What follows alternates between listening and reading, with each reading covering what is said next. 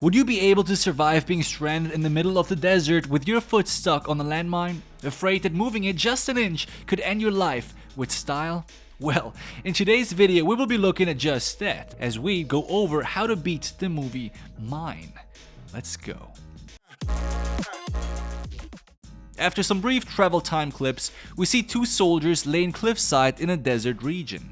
Our main protagonist is named Michael, his spotter partner named Tommy. They notice some cars driving in the distance and radio it to HQ.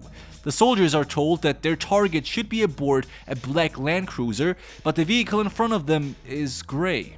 Mike says it's the wrong color, but Tommy points out that it is the right type of car.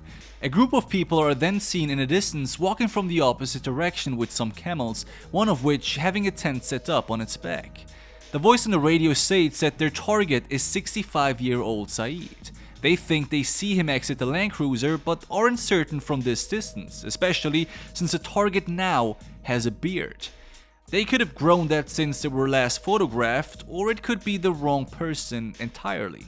Mike is given the clearance to shoot, but then sees a bride exit the camel's tent.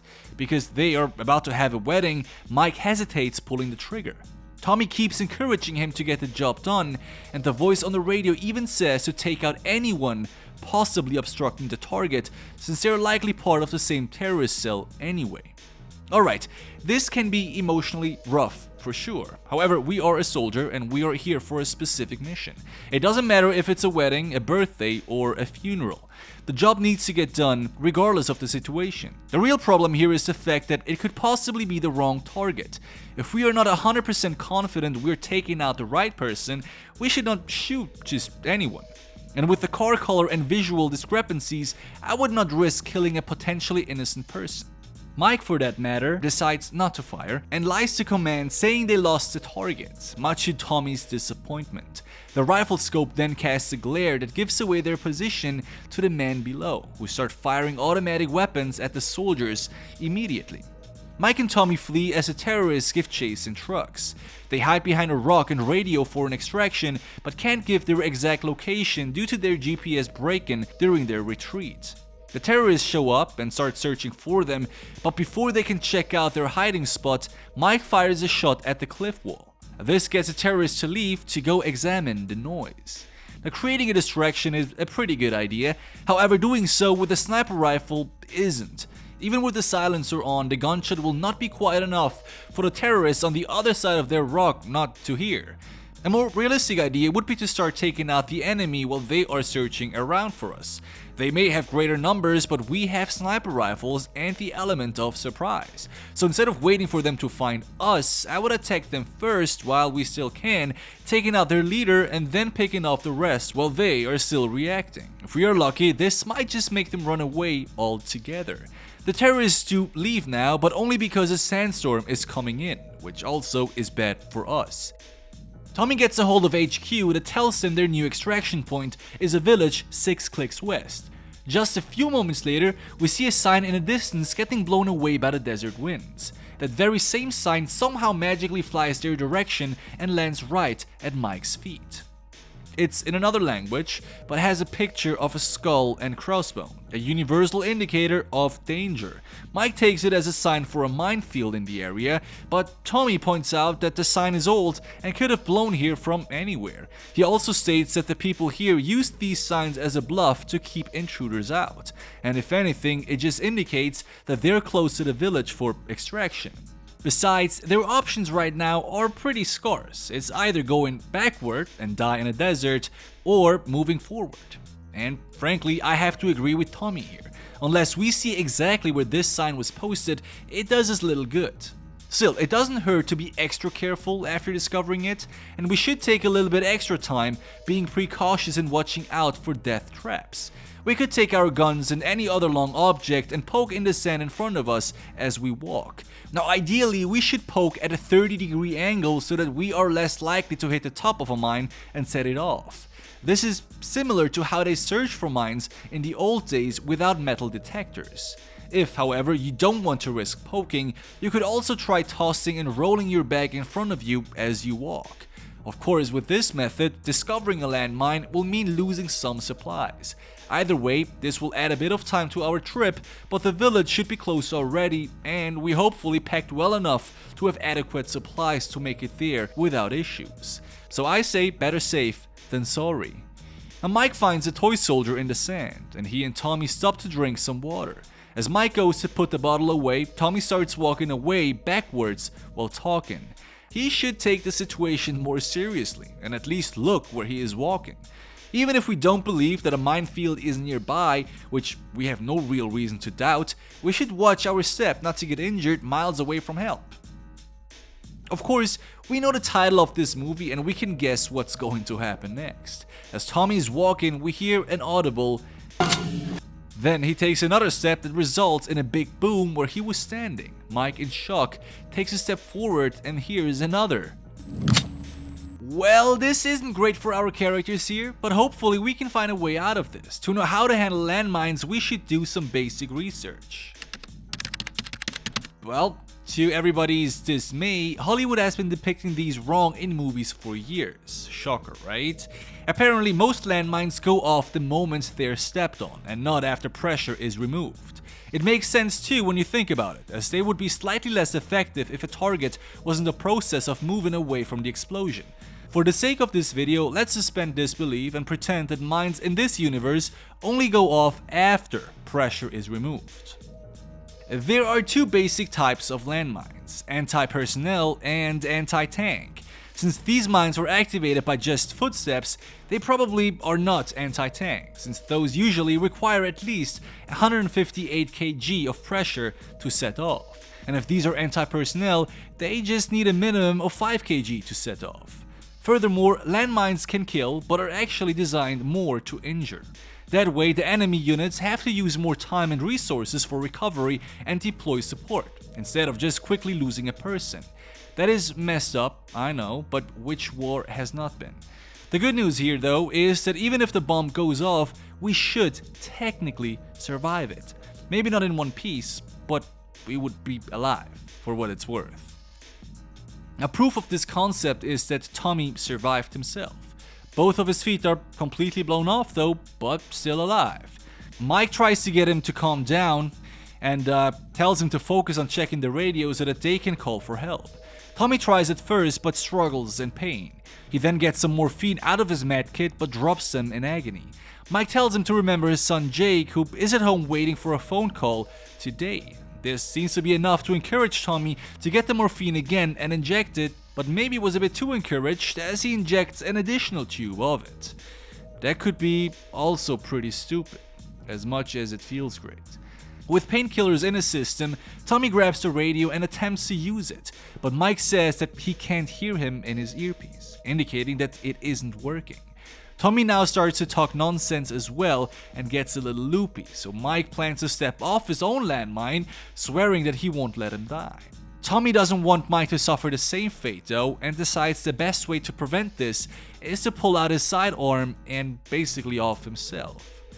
Okay, I guess instead of going for the radio and before even going for the morphine, Tommy should have gone for his tourniquet. His first priority for survival is to stop the bleeding, which is exactly what a tourniquet does, and every soldier should have been trained in using one. You want to stop the blood loss before the morphine, not just because it will keep you alive longer, but because it could also become harder to apply while being drugged, and morphine kicks in pretty fast, as those who had surgery can confirm. So Tommy is gone now, and Mike is stuck with his foot on a landmine. He slowly kneels down, takes a knife out, and then prods at the area under his foot to confirm that there is in fact something there. This may seem a bit unnecessary, but it's better to be certain you are in fact on a mine and not standing in place for nothing. I mean, could you imagine staying in one spot for multiple days with the fear of an explosion just to find out that there was nothing underneath your foot in the first place? Now, Mike needs the radio, but that is in Tommy's bag. He therefore unties his bootlaces, ties them to a multi-tool axe, and uses it as a grappling hook to try and get Tommy's bag. After almost stumbling, it eventually works. He checks the radio, but it's dead. He looks for batteries before realizing that they are away in Tommy's pocket as well. He does find a solar charger though, hooks it up to the radio, and then simply waits. While waiting, he takes out all of his supplies and lays it on the ground in front of him to make an inventory of it. As mentioned in previous videos, this is a great idea for any long-term survival situation. It can help you get a mental note of everything at your disposal, help you better ration your consumables, and possibly help you realize a solution to your current or future predicaments by noticing a tool you may have otherwise forgotten about. Although for this particular situation, where we are stuck in place, maybe don't set the items so out of reach. I don't know how he laid them out so far away, or how he expects to be able to grab them again when they are needed, but I guess it's his own life. We're just observers wanting some cheap entertainment, so no complaints. The radio is finally charged enough for him to get a hold of the base. He requests help, but they say they can't send helicopters due to the sandstorm, and the nearest convoy is pinned down in a firefight and won't be able to reach him for at least 52 hours. Now this upsets Mike a bit, understandably, and he asks what to do if he can't survive for that long. They tell him to hope that the mine is a dud, and worst case, perform what is called the shoeman maneuver. This is where you pin your shoe down with whatever you have, dig a small trench next to yourself, and then quickly slide your foot out of your shoe and jump into that trench. It sounds kind of cool and ridiculous at the very same time, because it is completely made up and has no basis in reality whatsoever. He then loses contact with the base and sets his watch to 52 hours. Alright, our options are here to wait for help or try and get free as safely as possible right now. As stated before, this mine goes off once the pressure plate is released. So if we can just keep that pressure plate pushed down, we should be good. We should take a knife and cut away the fabric of our boot around our foot, leaving only the sole behind. This makes it easier to replace our foot with anything else to substitute for the necessary pressure. From here, we can use our backpack filled with tools and gear, or our firearms, and roll them onto the sole as we carefully slide our foot away and escape unharmed. We could technically skip the boot cutting and go straight to trying to substitute our foot with another object, but that can be easier said than done with a mine underneath trying to fulfill its prophecy. If we don't want to take our time with this, which I don't see why we wouldn't do that, time is all we have, we could make a very fast switch like Indiana Jones swapping out an idol, but personally I prefer more precision. Another option is to hold the rifle by the muzzle and press the butt of the gun next to our foot. Then we can slowly inch the gun over while sliding our foot out, pressing down on the gun to simulate the weight. The gun could be heavy enough on its own, but I would press down to be extra sure. Once the swap is made, we can take a few steps away from the bomb while angling the gun with our arms before letting go, giving us more room to be out of the blast radius. This may not be enough to avoid injuries entirely, but it would drastically lower the chance of experiencing lethal blood loss. Now we cut to sometime later as Mike downs a ration bar and goes to drink some water, but he is completely out. Now water is more important than food for long-term survival, and going 52 hours without some is already a difficult task. But it will probably be worse to near impossible for us since we are in the middle of the desert. Mike sees a sandstorm coming, so he quickly packs up his things, then digs his gun and the knife into the sand and holds onto them to brace himself for balance.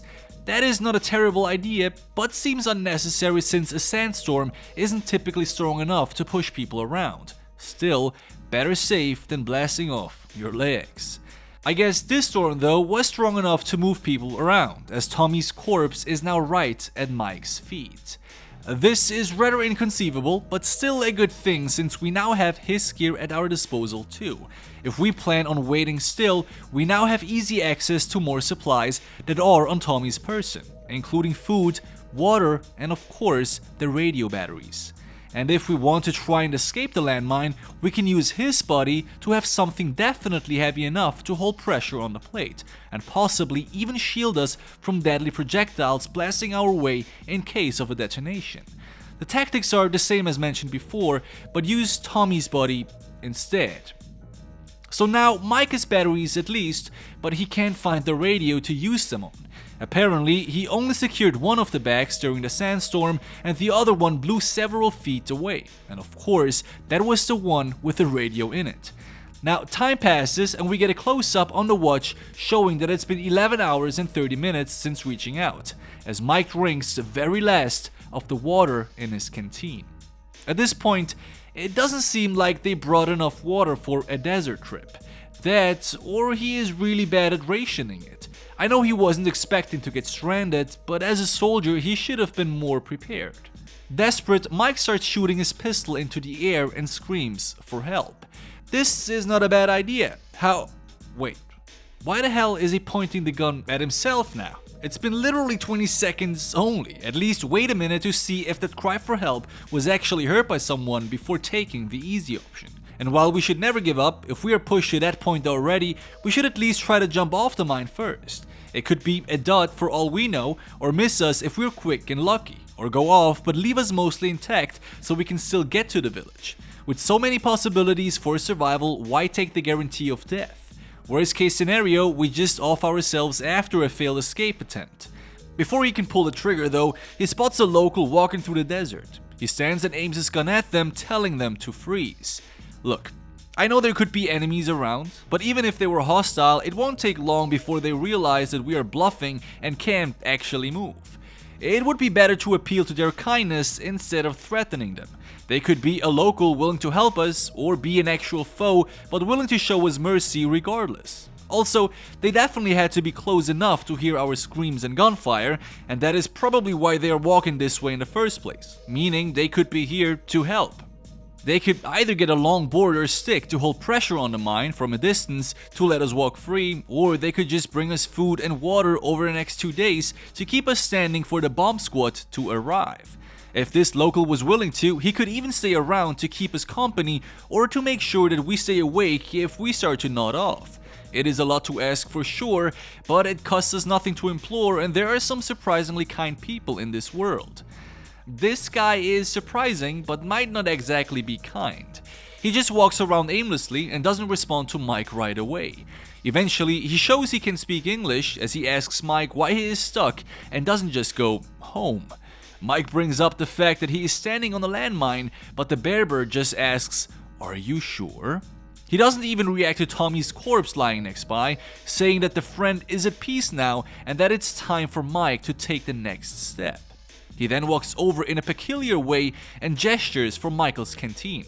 He hands it to him and then asks for the radio, but the barber claims that this is no time for dancing and walks away in a strange pattern. Now this guy either has an incredible sense of humor or is just an ass. Let's have a look. Mike notices the pattern and asks if he knows where the mines are, but the barber's only response is, "You need to keep moving on, my friend." Sometime later in the future, Mike here is about to make one of the biggest survival mistakes ever. Drinking urine will only dehydrate you faster, on top of likely making you sick anyway. We talked about this in the last video. You see, urine is waste that your body is trying to remove. It's not even as sterile as some sources claim. Do not ingest it, no matter how desperate you are. Looks like the filmmakers of this survival film did a piss poor job in researching this. In this situation, with hell presumably around the corner, it might not outright kill Mike, but it won't help either. I'd skip that.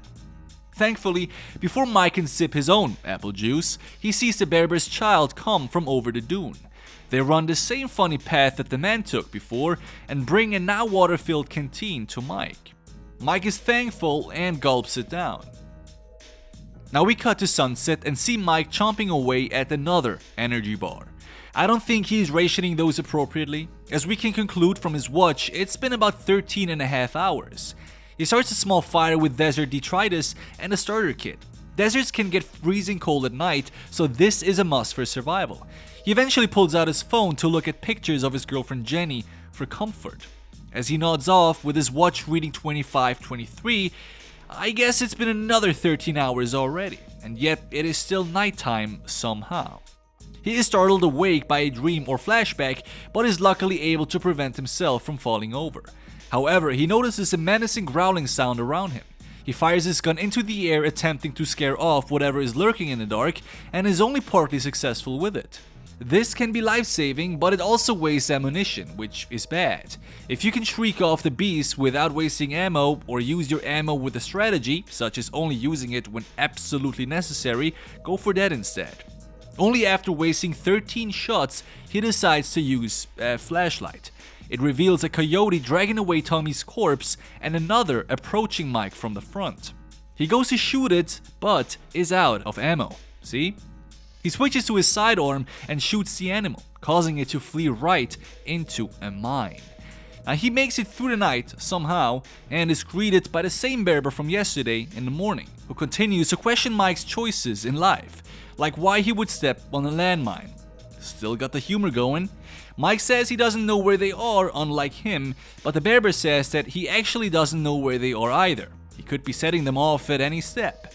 I suppose this is to show that he has a free lifestyle and isn't hampered by fear or consequences, but it still never explains why he does in fact walk in such a strange pattern. Maybe he has OCD, we don't know. The barber says Mike is just scared and suggests of just being free, a metaphor that falls apart pretty quickly when the threat is legitimate. He gets the radio for Mike, but keeps asking questions before handing it to him, asking why he became a soldier in the first place. Mike's answer is that he didn't have anyone, so there was no reason not to be a soldier, which proves that Jenny may not be the one.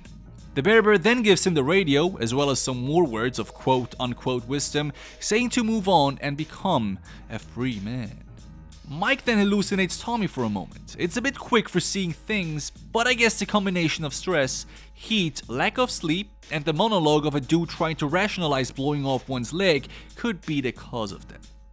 The watch reads 24 hours and 5 minutes left as we get a montage of him surviving out there, cutting his boot open for air, killing innocent wildlife, and finally hurting his chances for survival by choking down some number one.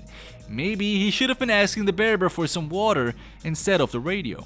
He starts hallucinating more intensely now, staring at his hand and seeing blue paint on it, hearing the beeping sound of an EKG machine, as well as talking to and taking swings at no one. At this point, he should have already moved off the bomb and blown himself to Kingdom Come. He shouldn't be sane enough to know to stand on it, yet crazy enough to see Tommy alive again. Later that night, Mike is trying to use the radio while Ghost Tommy is being the voice of reason, saying that they just need to wait for the convoy to call instead of wasting the battery trying to contact them. His cell phone rings, showing that it's a call from his dad, but Tommy tells him that it's just in his head since he wouldn't have a signal out here. Now, it is enough to open some emotional wounds though, as Mike suddenly feels guilty for abandoning his girlfriend the way his father abandoned him. But Tommy reassures Mike, saying that he has to stay alive to see her again.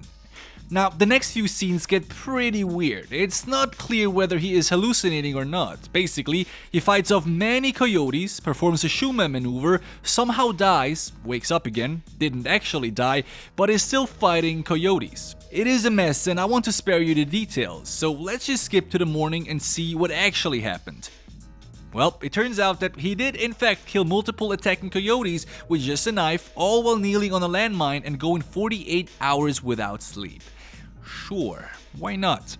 More importantly, however, despite this sci-fi night, the watch shows that only 7 hours are left before the convoy arrives. But suddenly, he gets a call on the radio and they inform him that it's been delayed 10 hours. The new estimated time of arrival is 17 hours from now. Mike says that he can't make it, so they bring Jenny into the call to give him some motivation. Should have called Goggins instead. She barely says a word before he starts rambling about not being good enough and how sorry he is. He then sees Jenny on a couch in front of him and reaches for her. Mike eventually collapses, but before his foot comes off the ground, Barber is there to save the day, another convenience on behalf of the riders. He starts patching up Mike's wounds with some random ointment. As he does this, he tells a story about losing his leg to a landmine himself. It made him miserable as he focused on all the negative life changes this brought, until he met a pretty nurse and heard a song that said to keep moving. Yeah, that's when he realized that bad things can lead to good things, and he married that nurse. He then pours a strange liquid medicine into Mike's mouth and tells him that this will make him go crazy and hallucinate. But then everything will be good afterwards, apparently. Look, I don't know about y'all, but I would not trust random drugs from a stranger, especially a hallucinogenic while standing on an explosive. That seems a bit counterintuitive to me. It would be better to just ask for water and maybe some coffee to help me stay awake. We shouldn't need any medicine in the first place. We are sleep deprived and dehydrated, not sick. If we do accept the drug though, at least ask him to watch over us to make sure that we don't move off the mine. Now Mike mentions that Barber's daughter, who brought him the water before, is beautiful and that he should be proud. But then the man reveals that he brought the canteen himself and that his daughter died many years ago from a mine explosion. Apparently they used to dig up landmines to sell them to guerrillas and replace the spot they stole from with tin cans so metal detectors wouldn't tell the difference. This means that either Mike was hallucinating super early, or there are actual ghosts out here in the desert, or the Barber is just a goat troll, which I suspect to be the case. He then leaves Mike to his fate, as he immediately starts seeing odd things again. He goes through lots of various visions from past times in his life, explaining several of the past scenes in this film. For instance, a memory of him painting with Jenny explains the blue paint on his hand, and him being at his mother's bedside explains the EKG beeping we heard at one point in the film. Real deep stuff, my friends. Anyhow, Ghost Tommy points out that the convoy is driving nearby and Mike needs to get their attention. Ghost Tommy also helps by handing over a signal flare, but then Mike remembers that Tommy is actually dead, and it turns to sand in his hand. He then sees the real flare in the sand and reaches for it, but as he does that, he gets shot in the stomach. Right. He doesn't see anyone around though, and reaches for the flare again, this time in slow motion for maximum dramatic effect. He pulls out his handgun and aims it, but it is too far away to get a clear shot on any of the foes. That is when he decides to use his signature move, shooting blindly at hidden targets. He randomly fires into the minefield multiple times and just so happens to hit a mine, which just so happens to explode. This creates a dust cover so the attackers can't see him, giving him the time to grab his sniper rifle. Points for creativity, not gonna lie, although I feel like it would have been much faster and less reliant on luck to just reach for the sniper immediately, but that's just me. With the rifle in hand, Mike starts taking the terrorists out one by one by shooting through the dust cloud, the same dust cloud made to specifically obscure vision and save him. And because the desert is on his side now and the sand will only block the sight of terrorists and not Mike, he is able to kill 5 people in rapid succession, 4 of which were perfect headshots with one single bullet. I understand he has better accuracy at this range with that weapon, but they have numbers and automatics. You would think they would do more damage than just grazing his shoulders twice, no? Eventually, a 6th target is spotted in a business suit. He ran out of bullets for his rifle though, so he switches to his sidearm as the man approaches. It's his dad, or more likely a hallucination of him. Mike can't bring himself to shoot and instead hugs his dad, who tells him to move on. Back to reality again. Mike sees the convoy driving in the distance, but his signal flare is out of reach, which is a bit strange because he actually had it before, meaning the gunfight from before did actually happen, which shows just how confusing this movie really is. I mean, you can make anything happen in a movie if you arbitrarily jump from reality to hallucination, right? Anyway, out of reach, out of time, and out of options, Mike starts singing the song Barber told him about and just steps off the landmine. At this point, yeah, we may as well just walk off. If we get injured by a blast, we should still be able to use a signal flare and get medical attention fairly quickly, because our team is nearby. If we don't try it and they leave, we don't know if or when they will be back again, probably resulting in our death. To Michael's surprise, he doesn't blow up. He crawls back over the spot he was standing on and painstakingly digs where the mine was. Which is pretty stupid. Why would he do that? The one thing that is scarier than a bomb going off is one not going off when it's supposed to, and you really don't want to find out, do you? At the very least, he should have activated the signal flare first and then spent time on his curiosity, which I would still not suggest. Anyway, after digging where he was standing, he finds a tin can, meaning Barber and his daughter were here before. Mike opens the can and inside is a toy soldier, just like the one he found when he first entered the minefield. He opens the signal flare, finally, and gets the attention of the convoy, which comes for rescue. Mike returns home on a plane, finds Jenny waiting for him at the airport, and takes a kneeling stance one final time to propose. Or he was just tying his shoes, we don't know. I guess it is important to keep moving despite the hardships that come our way, as it is impossible to know beforehand what is ultimately good or bad. And with that said, my friends, thank you so much for watching, take care of yourselves, and I'll see you again next week.